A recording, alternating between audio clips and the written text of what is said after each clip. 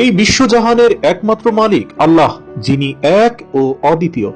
তিনি তার সার্বভৌমত্বের ঘোষণা দেওয়ার জন্য যুগে যুগে অনেক নবী রাসূল বা তার প্রতিনিধি প্রেরণ করেছেন এই পৃথিবীতে, যারা এই জগতে আল্লাহর একত্ববাদ প্রচার করেছে। কিন্তু মহান আল্লাহ তাআলা তার অস্তিত্বের প্রমাণ দিতে গিয়ে শুধু তার প্রতিনিধিদের প্রচারের উপরেই নির্ভর করে থাকেননি, বরং বিস্ময়কর ও অবিশ্বাস্য সব উপকরণ দিয়ে তিনি তার একক শক্তি ও ক্ষমতার প্রমাণ দিয়েছেন। আর তেমনি একটি প্রমাণ হচ্ছে সাহাবী গাছ, যাকে ইংরেজিতে বলা হয় দ্য ব্রেস্ট ট্রি। সাহাবী গাছ এমনই একটি গাছ যে গাছটি অবিশ্বাস্যভাবে শত বর্গ কিলোমিটার জুড়ে বেষ্টিত। মরুভূমিতে গত 1500 বছর ধরে একাই দাঁড়িয়ে আছে। মরুভূমির রুক্ষ পরিবেশের কারণে জন্ম থেকেই এই গাছটি ছিল পাতাহীন, শুকনো, কিন্তু এক সময় আল্লাহর হুকুমে গাছটি সবুজ পাতায় ভরে ওঠে এবং আজ পর্যন্ত গাছটি সবুজ শ্যামল অবস্থায় আছে। অবিশ্বাস্য এই গাছটি জর্ডানের মরুভূমির অভ্যন্তরে সাফাই নামক স্থানে অবস্থিত। জর্ডানের বাদশাহ আব্দুল্লাহ সর্বপ্রথম এই স্থানটিকে পবিত্র স্থান হিসাবে ঘোষণা দেন। 582 খ্রিস্টাব্দে সর্বকালের সর্বশ্রেষ্ঠ মানব হযরত মুহাম্মদ সাল্লাল্লাহু আলাইহি ওয়াসাল্লাম এর বয়স যখন 12 বছর, তখন মুহাম্মদ সাল্লাল্লাহু আলাইহি ওয়াসাল্লাম তার চাচা আবু তালিবের সাথে বাণিজ্য উপলক্ষে তৎকালীন শাম বা বর্তমান সিরিয়ার উদ্দেশ্যে মক্কা থেকে যাত্রা শুরু করেন। তাদের পরিভ্রমণের পথে তারা সিরিয়ার অদূরে জর্ডানে এসে উপস্থিত হন। জর্ডানের সেই এলাকাটি ছিল শত শত মাইল ব্যাপী বিস্তৃত উত্তপ্ত বালুকাময় এক মরুভূমি। মুহাম্মদ সাল্লাল্লাহু আলাইহি সাল্লাম এবং তার চাচা আবু তালিব মরুভূমি পাড়ি দেওয়ার সময় ক্লান্ত হয়ে একটু বিশ্রামের জায়গা খুঁজছিলেন, কিন্তু আশেপাশে তারা কোথাও বসার কোনো জায়গাই খুঁজে পাচ্ছিলেন না।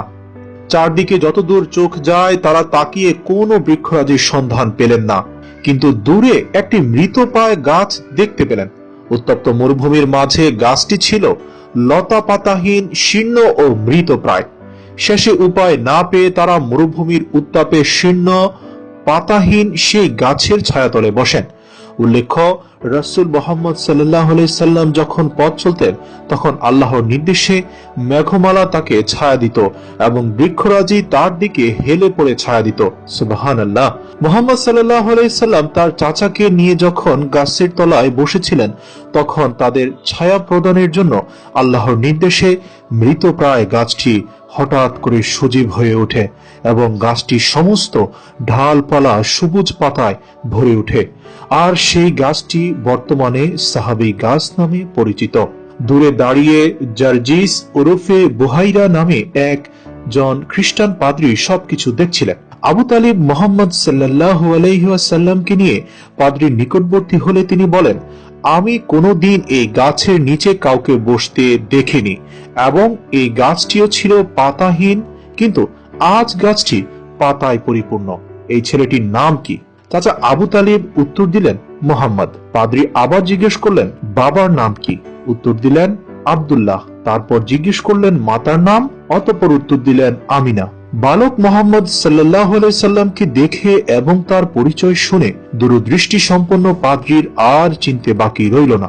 উল্লেখ্য, সেই খ্রিস্টান পাদ্রী ইনজিল শরীফের যে স্থানে মুহাম্মদ সাল্লাল্লাহু আলাইহি সাল্লামের আসার পূর্ব বাণী করা ছিল এবং তার যে সকল নমুনা উল্লেখ ছিল তার পুরোটাই তিনি জানতেন। সুতরাং সেই দূরদৃষ্টি সম্পন্ন পাদ্রীর চিনতে আর বাকি রইল না যে এই সে বহু প্রতীক্ষিত শেষ নবী মুহাম্মদ। পাদ্রী চাচা আবু তালিবকে ডেকে বললেন, তোমার সাথে এই বালকটি সারা জগতের সর্দার, সারা বিশ্বের নেতা এবং সেই হবে এই জগতের শেষ নবী। আমি তার সম্পর্কে বাইবেলে পড়েছি এবং আমি ঘোষণা দিচ্ছি এই বালকটি শেষ নবী। সাহাবী গাছ সেই 1500 বছর পূর্ব হতে আজ পর্যন্ত সেভাবেই জর্ডানের মরুভূমিতে দাঁড়িয়ে আছে। আজও গাছটি সবুজ পাতায় পাতায় ভরা এবং সতেজ ও সবুজ। আশ্চর্যের বিষয় এই যে এই গাছটি যেখানে অবস্থিত তার আশেপাশে কোনো গাছ জীবিত থাকা সম্ভব ছিল না এবং নেইও। মরণোদ্যানে কোনো গাছ বেঁচে থাকা সম্ভব নয় এবং এই গাছটির আশেপাশে কয়েক শত কিলোমিটার এলাকাতেও কিন্তু কোনো গাছ নেই। গাছটির চারদিকে দিগন্ত জোড়া শুধুই মরুভূমি আর মরুভূমি। উত্তপ্ত বালুকাময় মরুভূমির মাঝে গাছটি একাই দাঁড়িয়ে থেকে আল্লাহর অসীম ক্ষমতার সাক্ষ্য দিয়ে যাচ্ছে এবং সেই সাথে প্রিয় রাসূল মুহাম্মদ সাল্লাল্লাহু আলাইহি সাল্লাম এর স্মৃতি আঁকড়ে ধরে রেখেছে, যা অবিশ্বাসীদের জন্য উৎকৃষ্ট এক নিদর্শন। আল্লাহু আকবার।